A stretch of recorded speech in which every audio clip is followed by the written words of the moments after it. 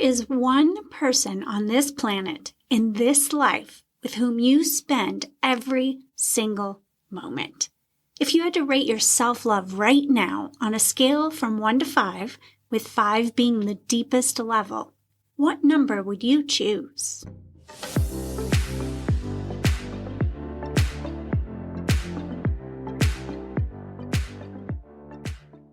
Hello, my friend. If you haven't listened before, I'm Karli Newman. I'm a Gen X woman, community builder, and life coach for women in midlife and beyond. I want to welcome you to the Flipside of Midlife community, a space for women in midlife and beyond. Thank you so much for being here. Each of us arrives in midlife with unique life experiences and wisdom. There's so much that we share, too. You may not realize that if you're missing a community where you can share and listen. You know those feelings you have of life passing you by or not knowing who you are when you come upon an empty nest, job loss, or maybe the end of a relationship? What about the physiological roller coaster you experience in perimenopause and menopause? Ever feel like you want more or want less? Wondering how to get your zest for life back?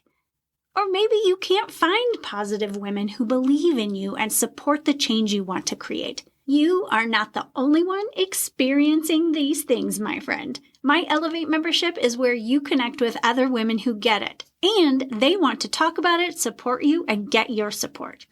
Elevate is $25 a month. Because you're already part of the Flipside of Midlife community, I invite you to join Elevate for only $10 for your first month.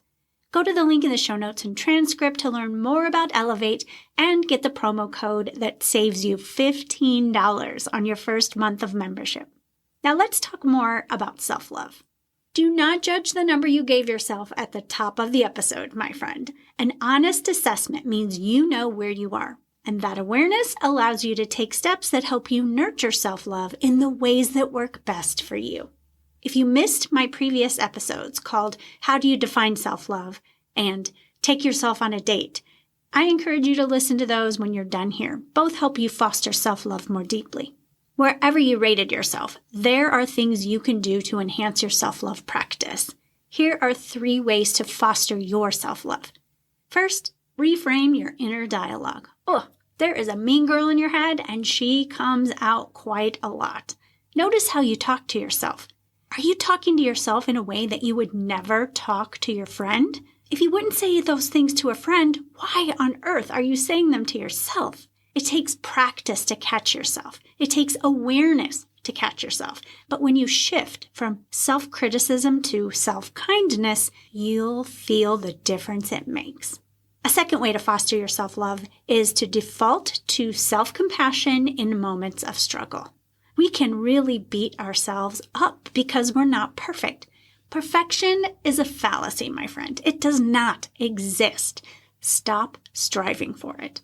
The next time you make a mistake, feel overwhelmed, or struggle with self-doubt, pause, take a deep breath, and say these words to yourself. I am human. I am imperfect. I am worthy of love as I am. That deep breath and those words will give you just enough time to calm down, regroup, reset, and understand that it's okay. A third way to foster your self-love is to practice, and you get to practice however you want to. This isn't about jumping on the latest trend or doing what your best friend loves to do, unless you love those things, of course. Your self-love practice is unique and personal. Stay true to you. Try new things, but if it doesn't feel right, don't add it to your self-love toolbox. Learn what makes you feel at peace, what makes you feel excited about life, what makes you feel truly loved. What do you need to feel loved in the moment? Whatever it is, do it. Maybe it's quiet mornings with coffee, daily walks, reading, dancing in the kitchen, finding time by yourself. Whatever fuels your soul and makes you feel deeply loved by yourself is the right way for you. I encourage you to choose one self-love practice and commit to making it part of your daily routine. If one doesn't work, pick a few. The idea here is to practice every single day. If I were to share some advice, it would be to think of things you can do in 5 minutes or less anywhere you are. The reason for that is that it makes it easier to say yes every single day to practicing self-love.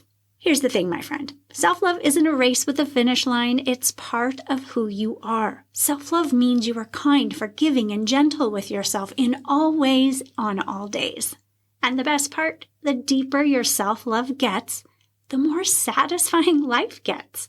Your stress goes down, your confidence rises, your relationships flourish. Self-love is the key to deep trust in and loyalty to YOU. Have thoughts about this episode? You know I'd love to hear from you. Leave a comment or share with me privately at Karli@flipsideofmidlife.com. Thank you for listening today. As always, I'm here cheering you on as you travel through midlife and beyond. I'll be back next Wednesday with another episode of Flipside of Midlife. Until then, enjoy deepening your self-love.